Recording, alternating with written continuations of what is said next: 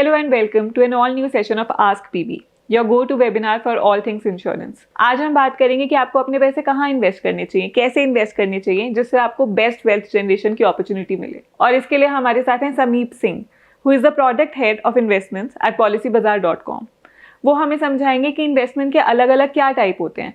अगर आप एक बिगिनर हैं तो आपकी इन्वेस्टमेंट स्ट्रैटेजी क्या होनी चाहिए, अगर आप एक एक्सपीरियंस इन्वेस्टर हैं तो आपकी स्ट्रैटेजी कैसे डिफरेंट होनी चाहिए, कौन सी सबसे कॉमन मिस्टेक्स हैं जो आपको नहीं करनी चाहिए, और अगर आपको अपना इन्वेस्टमेंट पोर्टफोलियो डाइवर्सिफाई करना है तो वो कैसे करना चाहिए। तो आइए समीप से बात करते हैं इन सारे टॉपिक्स पे। और अगर आपको फिर भी एक डाउट है तो पॉलिसी बाजार आपके लिए लेकर आया है एक नया फीचर जिसका नाम है FOS, फीट ऑन स्ट्रीट। इसमें आप पीबी एडवाइजर को अपने घर बुला सकते हैं और अगर आपको कोई भी क्वेरी है इन्वेस्टमेंट को लेकर, इंश्योरेंस को लेकर, वो आप अपने घर के कंफर्ट से डिटेल में अपने पीबी एडवाइजर से समझ सकते हैं ताकि आप एक इन्फॉर्म डिसीजन ले पाएं और अपनी फैमिली के लिए बेस्ट कर पाएं। तो आइए शुरू करते हैं आज का सेशन। और अगर आपको ये इन्फॉर्मेशन पसंद आए तो please do not forget to like, share and subscribe. Welcome to the show Sameep. Thank you Umang, thanks. So Sameep, अगर कोई इन्वेस्टमेंट में नया है तो आप उनके लिए एक्सप्लेन कर सकते हैं कि स्टॉक्स, म्यूचुअल फंड्स और ETFs में क्या फर्क होता है? Mutual funds or stocks. Mutual funds also invest in stocks primarily. Or if you want to do a debt investment, that's separate. But ideally, mutual funds also invest in stocks. But जो लोगों को खुद investment करनी नहीं आती है, obviously when you're investing in a stock, you'll have to do some analysis, check the company fundamentals, check long-term projections, check the business model. अगर आप ये सब करने का आपके पास टाइम नहीं है या आपको आता नहीं है, so the best thing is कि आप एक म्यूचुअल फंड या एक यूलिप इन्वेस्टमेंट करिए और उसके थ्रू आप स्टॉक्स में इन्वेस्ट करिए, and there will be a dedicated fund manager who will manage your money, buy, sell on your behalf. So that kind of eases out the process, and if you don't have time, that is a better alternative. And obviously the equity investments are the way forward because everybody is investing in equities these days. SIP inflows आप देख ही रहे हैं कि बहुत बढ़ते जा रहे हैं. Participation in stocks is also increasing, but that I feel कि जिनको नहीं पता है उनके लिए थोड़ा रिस्की हो जाता है. You take आजकल जैसे SME IPOs बहुत ज़्यादा चल रहे हैं, and that's like a completely no-go zone personally for me from a retail participation perspective. तो अगर आप समझदार इन्वेस्टर हैं तो आप एक म्यूचुअल फंड के थ्रू इन्वेस्ट करिए, और अगर आप स्टॉक्स में करना चाहते हैं तो एटलीस्ट लार्ज कैप स्टॉक्स में स्टिक करिए, एंड अगर कोई बहुत well known mid cap companies है जो आपको पर्सनली पता है तो उसमें रिस्क लीजिए. SME स्मॉल कैप्स को अवॉइड करिए. अगर कोई अपने 30s में है तो उनको अपना इन्वेस्टमेंट स्ट्रैटेजी कैसे बनाना चाहिए, शॉर्ट टर्म गोल्स और लॉन्ग टर्म गोल्स दोनों को माइंड में रखते हुए? देखिए, अगर आप 30 साल के हैं तो अभी आपके पास 30 साल हैं रिटायरमेंट के लिए, राइट? सो आइडली एक तो शॉर्ट टर्म स्ट्रैटेजी नहीं प्लान करनी कि 2 साल 3 साल. I think you should have at least 5 years और 10 years, क्योंकि तभी कुछ पैसे बन पाएंगे. तो एक तो लॉन्ग टर्म प्लान करना है. इक्विटी पार्टिसिपेशन आजकल बहुत इंपॉर्टेंट हो गया है. आजकल देखिए इंडिया में अलग अलग एसेट क्लासेस में लोग इन्वेस्ट करते हैं. एक होता है प्राइमरी इक्विटी या स्टॉक्स, जिसमें आप म्यूचुअल फंड, यूलिप्स या खुद डायरेक्टली स्टॉक्स खरीद लीजिए. दूसरा, लोग रियल एस्टेट बहुत खरीदने लग गए हैं. रियल एस्टेट में देखिए इलिक्विड एसेट है एक तो लोग सोचते हैं कि real estate has double tripled in the post COVID. I think prices have double tripled across the country. सो क्या ये बहुत अच्छा इन्वेस्टमेंट या रिटर्न है? यस, डेफिनेटली रिटर्न अच्छा है, बट इलिक्विड एसेट है. अगर आपको आज बेचना है तो आपका या तो पूरा घर बिकेगा, आधा बेच नहीं सकते, या 25% नहीं कर सकते. So it's a very illiquid asset. क्या एक दिन में बिक जाएगा? एक दिन में भी नहीं बिकेगा. It is a 6 month process at least, right? नहीं तो डिस्ट्रेस सेल में सही प्राइस नहीं मिलेगा. सो रियल एस्टेट इसलिए मैं रेकमेंड नहीं करता. और अगर आप फर्स्ट कॉर्पस बिल्ड करने की स्टेज में हैं, और 30 साल के लोग जनरली उनके पास 1-2 करोड़ का कॉर्पस होगा नहीं, आप लोन लेके खरीदेंगे, तो पहले पैसा बना लीजिए एटलीस्ट कुछ, एंड फिर रियल एस्टेट खरीदिए. तो इक्विटी इन्वेस्टमेंट्स में सजेस्ट करूंगा. दूसरी तीसरी चीज जो लोग करते हैं वो होता है डेट या FD. देखिए, डेट म्यूचुअल फंड्स तो एक तो उनका टैक्सेशन अब बहुत प्रोहिबिटिव हो गया है. पूरा tax that as a part, जो रिटर्न्स आएंगे वो as a part of income tax होते हैं. तो ऑब्वियसली उस रिटर्न काफी कम हो जाएगा. जो FD होती है उसमें भी टैक्स लगता है एज पार्ट ऑफ इनकम. तो अगेन गवर्नमेंट एक चीज करिए कि सारे टैक्सेशन यूनिफॉर्म करने की कोशिश करें. तो डेट को वो लोग as a part of income tax करने लग गए हैं. तो अगर आप 30% ब्रैकेट में तो 30% टैक्स लगेगा. तो FD जैसे 7% की FD नेट 5% का रिटर्न ही बचेगा पोस्ट टैक्स. तो अगेन बहुत मीनिंगफुल रिटर्न बचा नहीं. And same for debt mutual funds also. 6-7% return बहुत मीनिंगफुल है नहीं. Equity markets are doing very well. So ideally a large portion I am coming to is that should move there. एक fourth, so Diwali just अभी निकली है तो लोग commodities में बहुत इन्वेस्ट करते हैं, गोल्ड स्पेसिफिकली। देखिए गोल्ड लास्ट 1 साल में बहुत अच्छा कर रहा है। सो लास्ट 1 साल में अराउंड 28-30% रिटर्न दे रहा है गोल्ड जनरली एक हेज की तरह काम करता है। तो बेसिकली जब लोगों को लगता है कि यार इक्विटी मार्केट्स में बहुत टर्मोइल है, जैसे अभी रशिया यूक्रेन वॉर चल रहा है, इराक ईरान में भी थोड़ी क्राइसिस है, तो लोगों को लगता है कि मार्केट्स माइट टैंक, तो लोग गोल्ड में मूव करने लगते हैं। बट अभी क्या सरप्राइजिंग बात है कि दोनों अच्छा कर रहे हैं, गोल्ड भी अच्छा कर रहा है और ऑब्वियसली इक्विटी मार्केट भी अच्छा कर रहे हैं। सो ये थोड़ा उसमें different from the regular set थोड़ा डिफरेंट हो गया है। बट सी गोल्ड आपको इन्वेस्ट करना चाहिए। यस, मैं ये नहीं कहूंगा नहीं करिए, डेफिनेटली करना चाहिए, अच्छा रिटर्न आ रहा है। But physical gold, Indian generally physical gold खरीद लेते हैं, तो फिजिकल गोल्ड तो जनरली लोग सेल भी नहीं करते, राइट? जैसे your parents, my parents, unless until that is the last thing in the world to sell, exactly, वो तभी सेल होगा, नहीं तो वो घर पे पड़ा रहेगा। तो you should not treat it as an investment then. It is like yes, Diwali पे गोल्ड खरीदना चाहिए, yes we will definitely buy gold, but your investment should be separate. अगर आपको खरीदना है डिजिटल गोल्ड खरीदिए, जैसे आपने देखा कि प्राइस 1-2 साल में अप्रिशिएट किया तो मैंने सेल कर दिया। आप बेसिकली दुकान पे जाके अपना खरीदा हुआ गोल्ड कभी बेचते नहीं है 99% ऑफ द सिनेरियोज में, unless until it's a very very COVID like situation और something. So that is what I am trying to say कि डिजिटल गोल्ड खरीदिए एंड प्राइमरी इक्विटी आपका प्राइमरी पोर्टफोलियो पार्टिसिपेंट होना चाहिए। फॉर अ 30-year-old, जैसे आपने कहा, ऑलमोस्ट 60-70% पोर्टफोलियो इक्विटी में ही होना चाहिए। जैसे कहते हैं कि पोर्टफोलियो रीबैलेंस करना बहुत जरूरी होता है, आपके अकॉर्डिंग ये साल में कितनी बार करना चाहिए और how often is too often? Rebalancing your portfolio, personally मैं अपना पोर्टफोलियो साल में एक बार ही देखता हूँ। ऑब्वियसली मे बी साल में 2 बार देखना चाहिए, बट एक बार तो देखना ही चाहिए एटलीस्ट। उसमें बस देखिए इतना ही देखना चाहिए कि जो आपकी इन्वेस्टमेंट्स है, आपकी जो फंड्स है, जैसे मैं प्राइमरीली स्टॉक्स में बहुत ज्यादा इन्वेस्ट नहीं करता, म्यूचुअल फंड्स या यूलिप फंड्स के थ्रू ही इन्वेस्ट करता हूं, तो उसमें बस यही देखना चाहिए कि जो मेरे फंड में रिटर्न्स आ रहे हैं वो उनकी कैटेगरी एवरेज से ज्यादा है, कम है, या अराउंड दैट मार्क की। अगर कोई फंड बहुत अंडर परफॉर्म कर रहा है आपका उसकी कैटेगरी एवरेज से, जैसे आपके लार्ज मिड स्मॉल इन्वेस्टमेंट्स हो गए या मल्टी कैप होंगे, तो उनके अपने अपने इंडाइसेस आते हैं, उनके रिटर्न्स फ्रीली अवेलेबल होते हैं। जहां से भी आप म्यूचुअल फंड इन्वेस्टमेंट करते हैं, यूलिप इन्वेस्टमेंट करते हैं, वहां दिखाते हैं कि ये आपकी कैटेगरी एवरेज है और ये आपका रिटर्न है। तो आप वहां चेक कर लीजिए कि आपका 1 ईयर रिटर्न कैटेगरी एवरेज से कितना डिफरेंट आ रहा है। अगर बहुत डिफरेंट आ रहा है तो definitely you will have to rebalance your portfolio, maybe exit that and move to a better fund. Otherwise, if it's just not very different, then you should just stick with that. And the other thing is कि अगर आपको लग रहा है कि आपको ये करने में भी इशू है कि ये मुझे बार बार नहीं करना पसंद है, तो आप इंडेक्स फंड्स में ही इन्वेस्ट कर दीजिए। तो उससे क्या होगा कि आप एक अच्छा इंडेक्स चूज करिए, फिर जो उसका रिटर्न आएगा वो आपका रिटर्न आएगा विद मिनिमल ट्रैकिंग एरर, 0.1-0.2% का मिनिमल ट्रैकिंग एरर होता है, फिर उसका रिटर्न आएगा।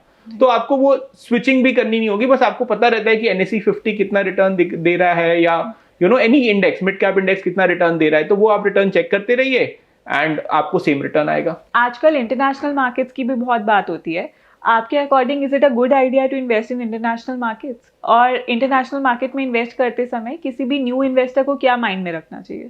International markets, yes, again because of tax changes, I will cover that, have become again very lucrative. देखिए, एक तो फर्स्ट ऑफ ऑल बिगिनर्स के लिए तो Indian markets are like the best performing in the world. तो I don't think you need to look beyond it, at least in the immediate next 10-15 years, so you really don't need to look. But कुछ HNI clientele होती है, या people who want some diversification outside India, तो उनके लिए आप emerging markets, Brazil, Indonesia, Malaysia, ये सब कंट्रीज आप इवेल्युएट कर सकते हैं। इंटरनेशनल म्यूचुअल फंड्स भी अवेलेबल होते हैं जो आपके बिहाफ पे इनमें पैसा लगाएंगे। US UK market, US markets have also done very well in the last 1 odd year.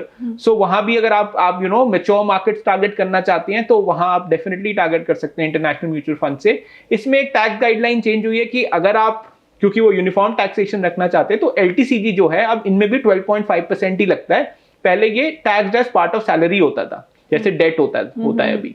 तो ये एक बड़ा आर्बिट्राज है कि again government, because to keep it uniform, 12.5% होता है, बस इसमें आपको 2 साल होल्डिंग करनी पड़ती है इंटरनेशनल म्यूचुअल फंड्स में। तो ये एक चेंज है जो आपको माइंड में रखना है। बाकी I would personally suggest that the domestic market is like booming, and in the next 15 years I think would do even better. So you don't really, Indians at least don't need to look outside India. the world is looking at us. Her investor चाहता है कि वो अपने returns maximise करे और अपना risk minimise करे. इसके लिए क्या करना चाहिए, स्पेशली अगर इकोनॉमिक क्लाइमेट थोड़ा सा अनस्टेबल हो? Maximizing returns and minimizing risk. See, first of all, if you invest in the equity markets, there is a certain level of risk. Markets can be volatile in the near term. तो एक तो आपका horizon थोड़ा बड़ा होना चाहिए. आप at least 5 साल का होराइजन रख के चलिए.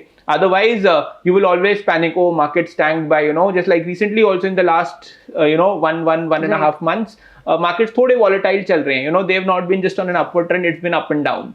So that is why you should not have a 1-2 month, 1 year horizon. Have a 5 year horizon at least. That is the biggest point. Second is, अगर आपको, लगता है कि आपको बहुत ज़्यादा रिस्क नहीं चाहिए और बहुत वॉलिटिलिटी पोर्टफोलियो में नहीं चाहिए, तो फिर आपको mid and small caps avoid करने पड़ेंगे. क्योंकि obviously when there's a volatile scenario, mid and small caps are the ones that tank the most. तो आप उनको अवॉइड करिए. You stick to large cap. There is Nifty 50, Nifty next 50. तो the top 100 stocks are the large caps. उन्हीं को target करिए. And you have multiple investment options जिसके through आप mutual funds, ETFs, ULIP funds, बहुत सारे option है, किसी के थ्रू भी कर सकते हैं. But then you stick to large caps अगर आपको वॉलेटिलिटी नहीं चाहिए. बट अगर आपको बहुत अच्छा रिटर्न चाहिए, then obviously mid caps at least have to be a part of your portfolio, because obviously these are the companies that will grow very fast in the coming 4-5 years. So obviously that have to be a part of your portfolio. Otherwise the large caps will give you good returns, but expecting exponentially high returns very quickly would not be possible, is my suggestion. किसी का भी जो overall investment strategy होता है, इसमें insurance का क्या role होता है? देखिए, इंश्योरेंस का रोल बहुत इंपॉर्टेंट है. आपको स्पेसिफिकली फर्स्ट ऑफ ऑल देखिए 2-3 चीजें माइंड में रखनी चाहिए. इंश्योरेंस में आपके पास जब आप भी इन्वेस्टमेंट करते हैं, पहले ये देखना है कि मेरे पास टर्म इंश्योरेंस, हेल्थ इंश्योरेंस है क्या. क्योंकि ये बहुत एक इंपॉर्टेंट चीज होती है, क्योंकि सबकी एक इनकम आ रही है, तो उनके पास टर्म इंश्योरेंस तो होना ही चाहिए to meet to help their family members if something happens to you. तो at least 10 times of your income का life cover you should definitely have. Health insurance, again health is crazy expensive these days. So I would at least I have a 25 lakhs health cover. So उतना तो होना ही चाहिए. आजकल काफी सारे combo plan आ रहे हैं जिसमें 10 + 90 करके हेल्थ कवर होता है, तो ऑलमोस्ट 1 CR का हेल्थ कवर मिल सकता है in a very reasonable price, and you can buy it monthly also. So you should have health insurance obviously also. Once you have these, then yes, from an investment perspective, आप investment insurance products जो होते हैं वो भी खरीद सकते हैं. उनका आर्बिट्राज ये है कि वो टैक्स फ्री होते हैं. अगर आपका, जैसे अगर आप यूलिप खरीदेंगे और आपका 2.5 लाख से कम एनुअल इन्वेस्टमेंट है, तो वो टैक्स फ्री होंगे. सो आप काफी टैक्स बचा सकते हैं. Almost 12.5% tax on gains more than 1 lakh आप बचा सकते हैं. देखिए, क्योंकि आप 1-2 साल इन्वेस्ट नहीं करेंगे, तो अगर आप 10-20 साल अगर इन्वेस्ट करेंगे तो आपका एक काफी बड़ा कॉर्पस बन जाएगा. और अगर उस 1-2 करोड़ पे आपको 12.5% टैक्स देना पड़े, so that's a big tax liability that you will have to pay. So that is why some of these insurance investment plans, ULIP होते हैं, guaranteed side पे guaranteed plans भी होते हैं, तो उसमें टैक्स बचाने का काफी अपॉर्चुनिटी है. तो इसलिए आपको वो भी कंसिडर करने चाहिए. समीप, now it's time for our audience question. Yeah, more than happy to answer them. हमारा पहला क्वेश्चन है अनीता से. शी इज 28 और उन्होंने रिसेंटली अपना बिजनेस शुरू किया है. वो इन्वेस्टमेंट शुरू करना चाहती हैं, बट वो श्योर नहीं है कि उनको लिक्विड एसेट्स में इन्वेस्ट करना चाहिए या लॉन्ग टर्म ग्रोथ में. आपके अकॉर्डिंग उन्हें क्या करना चाहिए? देखिए, if you just started investing, the first thing I always tell people is that 6 months of salary should be in your bank account. And bank account मतलब जरूरी नहीं कि सेविंग्स बैंक पे होना चाहिए, FD में कर लो, बट होनी चाहिए आपके पास 6 months of salary. Once you have that, then you think कि अब इसके आगे क्या. उसके आगे अगर आपने वो सेव कर ली है 6 months of salary, then you start thinking about investments. Now then you also have to categorize your long term goals and slightly short term goals. Long term goals में आप सबको रिटायरमेंट प्लान करना है, तो एक तो ये वेरी लॉन्ग टर्म गोल हो गया कि somebody is 30, he has to plan for 30 years down the line. And then medium term में 10-15 years में भी people have aspirations कि मुझे एक घर खरीदना है. तो अब घर के सारे पैसे तो शायद 10 साल में आप जमा नहीं कर पाओ, पर अगर एक 10,000 रुपए की आप SIP चालू करोगे and you get a 12% rate of return, तो आपके 25-30 लाख रुपए जमा हो जाएंगे, जिससे घर की डाउन पेमेंट एटलीस्ट हो जाएगी. So obviously when you buy a house you have to make at least 20-25% is down payment. तो वो आप इस पैसे से फिर कर सकते हो. तो ये एक मीडियम टर्म गोल हो गया. बच्चे होंगे लोगों के, तो उनके लिए कुछ इन्वेस्टमेंट प्लान करनी है. देखो, तो ये है कि गोल्स आपको क्लियरली डिफाइन करने हैं. अगर आपके एजुकेशन, as I said, if your kid graduation maybe 10 years down the line or 15 years down the line, 50 lakh रुपए ब्रॉडली लगेंगे जरूर. तो again if you start at 10,000 rupees at a 12% rate of return, you will broadly reach 50 lakh rupees in 15 years. So so see that is what I am trying to say कि अगर आपके goals define नहीं होंगे तो आपको पता ही नहीं चलेगा कि मुझे कितना पैसा कहाँ लगाना है। एंड एक मेरा शॉर्ट टर्म सेविंग्स है जो मेरे बैंक अकाउंट या एफडी में पड़ी है, प्लस लॉन्ग टर्म गोल्स अलग अलग होराइजन पे प्लान्ड है कि 10 ईयर्स में मुझे घर की डाउन पेमेंट करने के लिए पैसे जमा करने हैं, 15 ईयर्स में बच्चों की एजुकेशन के लिए, I need to save something for my retirement also, and all of these are slightly long term goals because ये सारे गोल्स नॉन निगोशिएबल है। अगर हम इनके लिए नहीं प्लान करेंगे तो इनके लिए कभी भी पैसे जमा होंगे नहीं। So these are things that you have to plan for. If somebody doesn't have money right now this much, then start small. You can start for as low as 2,000 rupees, 1,000 rupees, and keep increasing year on year. We have a question from Ravi. वो 35 years के हैं और recently father बने हैं, तो वो जानना चाहते हैं कि क्या उनको पहले चाइल्ड एजुकेशन प्लान में इन्वेस्ट करना चाहिए या फिर टर्म इंश्योरेंस लेना चाहिए। फर्स्ट ऑफ ऑल तो टर्म इंश्योरेंस लेना चाहिए। I think that is the most fundamentally the most important thing. Even before the child you should have bought it because the earlier you buy the cheaper it is. And see like term insurance if you buy in your 20s like 2025 में, तो it is extremely cheap. You can come to Policybazaar, check out the plan, extremely cheap. A 1 crore term insurance, 400-500 rupees per month you will easily get.